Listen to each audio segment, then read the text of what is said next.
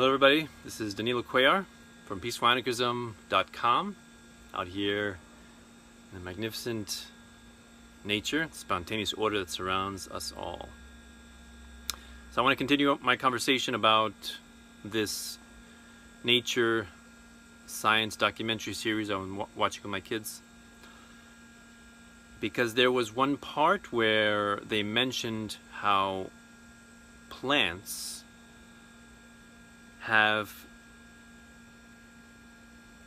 an enormous impact on transforming the world around them, and specifically the way of roots going down deep into the ground, making the soil stable, less susceptible to landslides, through their interlocking network of roots,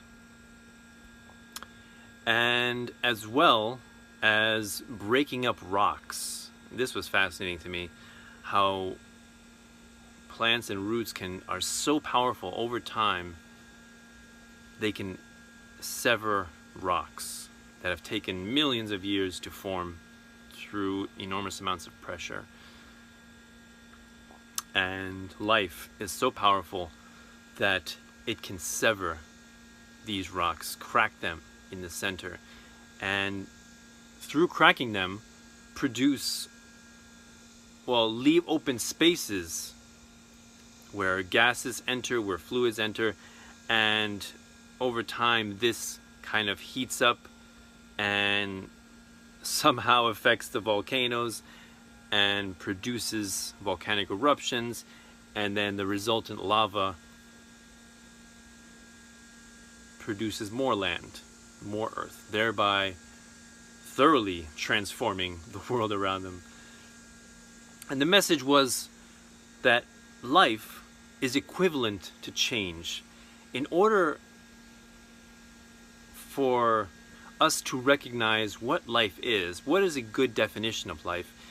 One definition is the ability to terraform its environment, to change a hostile environment and make it suitable for life.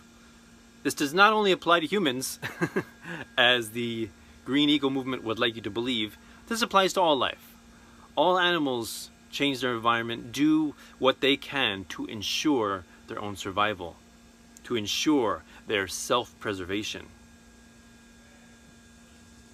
And this is deemed okay because it's natural. However, when humans attempt to transform their environment in order to make the climate and their built environment more hospitable, more habitable to humans, that is deemed as unnatural and unsafe and dangerous. And this hypocrisy in thinking is deeply indicative of the anti-human perspective. Whereas the way I see it, as this nature documentary so aptly summarized, life is change. Life is changing its environment. The earth does not stay the same at all. The earth is always changing, regardless of the presence of human beings. Many species have come and gone. Perhaps 99% of species that have ever existed are gone and replaced by new ones. There is always turnover. There is always life, birth, maturity, and death. That is the way of nature. And we are no exception.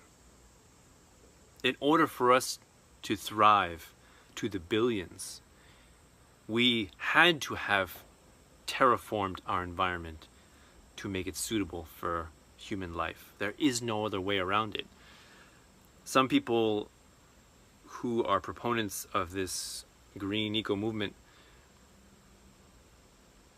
think that human beings should live a low carbon footprint life, that we should live as though we are not impacting the world around us, And I would say that that is thoroughly impossible.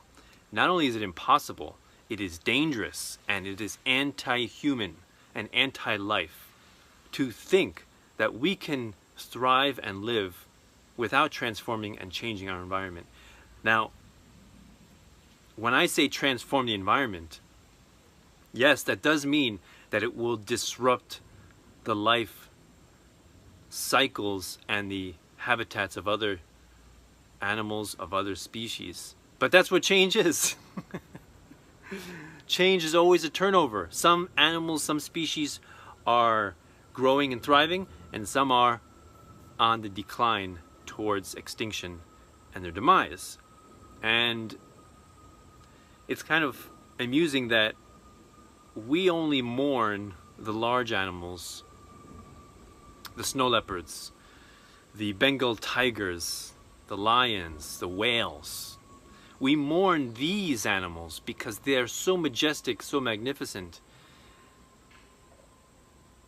And yet, their presence is not so vital as the presence of, let's say, ants or termites, or you can go even smaller, bacteria.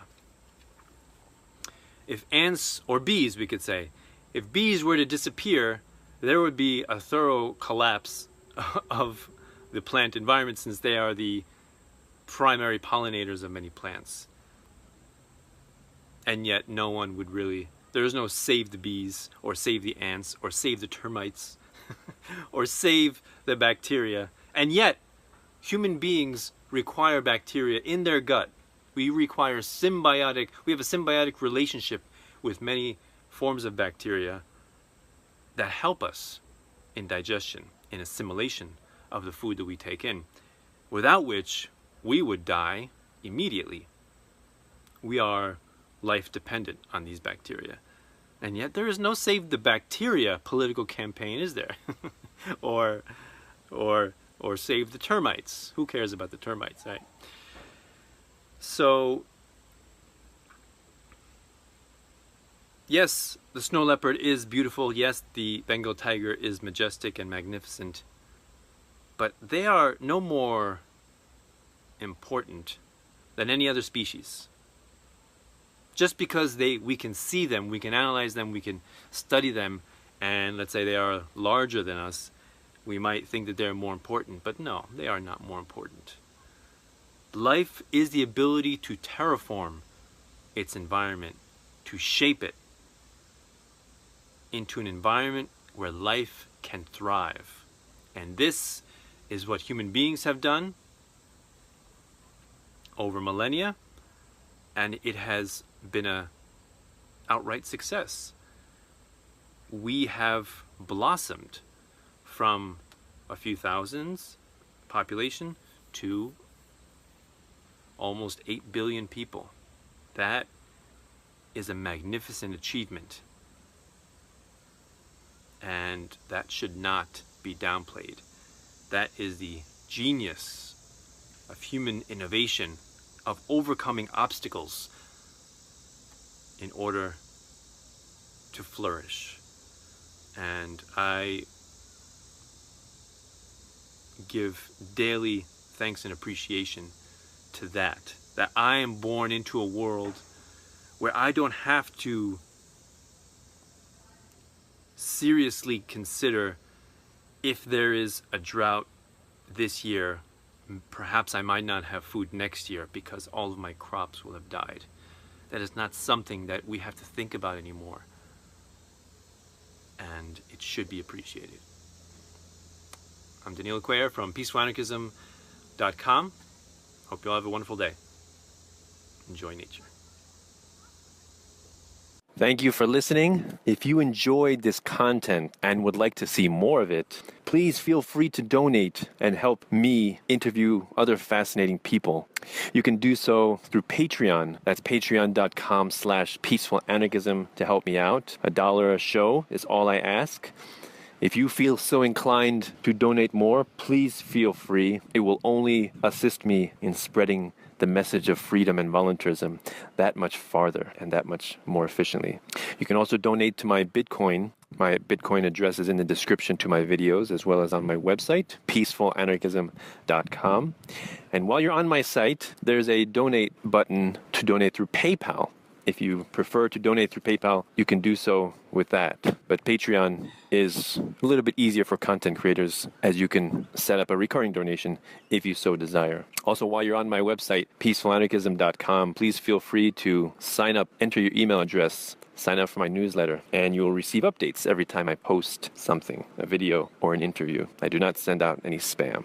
Or you can also follow me on Facebook under facebook.com/peacefulanarchism or facebook.com/Danilo Cuellar 3, I believe. Danilo Cuellar 3. So either one of those methods, if you are able to donate, I would be most appreciative. Thank you very much for listening. I hope you have a magnificent day.